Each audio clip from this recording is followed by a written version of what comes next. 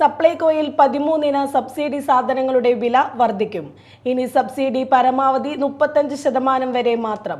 ഭക്ഷ്യവകുപ്പിന്റെ ആവശ്യപ്രകാരമാണ് നടപടി. സബ്സിഡി സാധനങ്ങളുടെ വില വർധനയ്ക്ക് മന്ത്രിസഭാ യോഗം ഇന്നലെയാണ് അംഗീകാരം നൽകിയത്.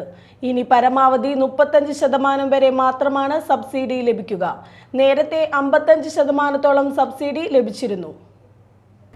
സംസ്ഥാനത്ത് സപ്ലൈകോ വഴി വിതരണം ചെയ്യുന്ന സബ്സിഡി സാധനങ്ങൾക്ക് വില വർദ്ധിക്കും. 13 ഇനം സാധനങ്ങൾക്ക് നൽകി വന്നിരുന്ന 55% സബ്സിഡി 35%ആക്കി കുറച്ചു.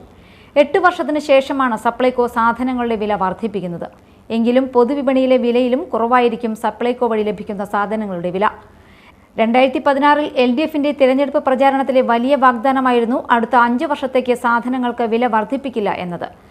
തുടർഭരണം ലഭിച്ച് 3 വർഷം കൂടെ പിന്നിട്ട ശേഷമാണ് സപ്ലൈകോ സാധനങ്ങൾക്ക് വില വർദ്ധിപ്പിക്കുന്നത്. ചെറുപയർ, ഉഴുന്ന്, വൻകടല, വൻപയർ, തുവരപ്പരിപ്പ്, മുളക്, മല്ലി, പഞ്ചസാര, വെളിച്ചെണ്ണ, ജയ അരി, കുറുവ അരി, മട്ട അരി, പച്ചരി എന്നിവയ്ക്കാണ് വില വർദ്ധിക്കുക. News desk, media time.